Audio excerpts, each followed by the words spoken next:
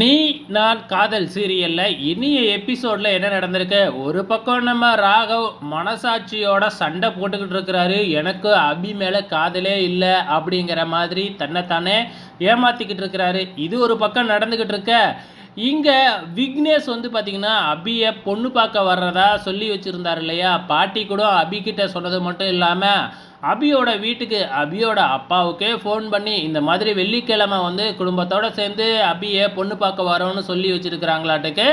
So அதை தான் வந்து பார்த்திங்கன்னா டிஸ்கஸ் பண்ணிக்கிட்டு இருக்கிறாங்க.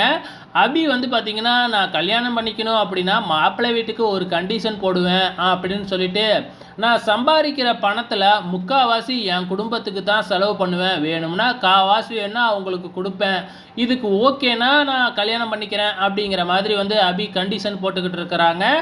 இங்கே பொட்டேக்கில் வந்து பார்த்திங்கன்னா நம்ம அபி வந்து ஏதோ ஒன்று டிராயிங் பண்ணிக்கிட்டு இருக்கிறாங்க. அந்த நேரம் பார்த்து நம்ம செக்யூரிட்டி அண்ணன் வந்து அபிக்கு வந்த பார்சலை எடுத்துகிட்டு வந்து உள்ளார வச்சுட்டு வெளியில் போகிறாரு. நம்ம ராகவ் வந்து பார்த்திங்கன்னா அந்த செக்யூரிட்டியை கூப்பிட்டு ஏதோ சொல்லிக்கிட்டு இருக்கிறாரு. அபி செக்யூரிட்டியை ராகவ் திட்டிக்கிட்டு இருக்கிறாரு அப்படின்னு தப்பாக புரிஞ்சுக்கிட்டு நேராக போயிட்டு ராகவை திட்டிடுறாங்க. அதுக்கப்புறம் தான் கொஞ்சம் நேரம் கழிச்சு நம்ம செக்யூரிட்டி அண்ணன் வெளியில் நின்றுக்கிட்டு இருந்த தன்னோட சைக்கிளை எடுத்துக்கிட்டு வந்து உள்ளார நிப்பாட்டுறாரு.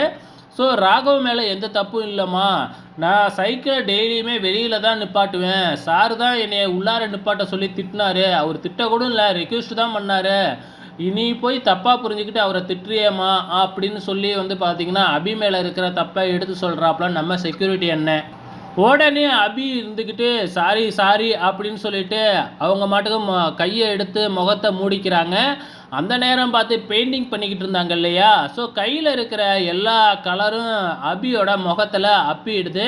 இதை பார்த்து ராகவ் வந்து விழுந்து விழுந்து சிரிக்கிறாரு. என்னடா இவர் இப்படி சிரிக்கிறாரு நம்மளை பார்த்து, நம்ம இன்ன வரைக்கும் திட்டிக்கிட்டு இருந்தோமே, நம்மளை திட்டாமல் இப்படி சிரிக்கிறாரே அப்படின்னு அபிக்கு ஷாக்கிங்காக இருக்குது. கூடவே சேர்ந்துக்கிட்டு இந்த செக்யூரிட்டி அண்ணனும் சிரிக்கிறாரு. அபிக்கு ஒன்றுமே புரியல. கொஞ்ச நேரத்தில் அஞ்சலி வந்து பார்க்குறாங்க, என்ன இவங்க இப்படி சிரிச்சுக்கிட்டு இருக்காங்களே, அதுவும் ராகவ்லாம் இப்படி சிரித்ததே இல்லையே அப்படின்னு சொல்லி வந்து பார்க்கும் பொழுது அபியோட முகத்தை பார்த்து நம்ம அஞ்சலிக்கும் சிரிப்பு அடக்க முடியல. இருந்தாலும் நான் தன்னோட தம்பி முதல் முறையாக இப்படி சிரிக்கிறானே ரொம்ப நாளைக்கு அப்புறம் அப்படின்னு சொல்லிட்டு அஞ்சலிக்கு பயங்கரமான சந்தோஷம். நம்ம அபி வந்து பார்த்திங்கன்னா ராகவ சிரிக்கிறத பார்த்துட்டு இவ்வளோ அழகாக இருக்கிறாரே, நம்ம ராக்கி பாய் இப்படியே இருந்தால் ரொம்ப நல்லா இருக்கும் அப்படின்னு மனசுக்குள்ளாரே நினச்சிக்கிட்டு போகிறாங்க. இங்கே அனு ஆகாஷை காமிக்கிறாங்க. நம்ம ப்ரொமோவில் பார்த்த மாதிரியே வந்து நம்ம ஆகாஷ் அப்படியே அணுக்கிட்ட ரொமான்ஸ் பண்ணிக்கிட்டே சுவிட்சில் கை வைக்கும் பொழுது ஷாக் அடிக்குது. அணு தான் காப்பாற்றுறாங்க. அதுக்கப்புறம் டாக்டரும் வந்துடுறாங்க. ஆனாலும் என்ன, நம்ம சுந்தரி இது தாண்டா ஷாக்கு அப்படின்னு சொல்லிட்டு இந்த அணுவை கல்யாணம் பண்ணிக்கிட்டதுக்கு தான் இப்படி வந்திருக்கு அப்படின்னு அணு மேலே தூக்கி பழிய போடுறாங்க. இன்னைய எபிசோடை பொறுத்தளவு இதுதாங்க நடந்திருக்கு. வெயிட் பண்ணி பார்க்கலாம் நாளைக்கு என்ன நடக்குதுன்னு.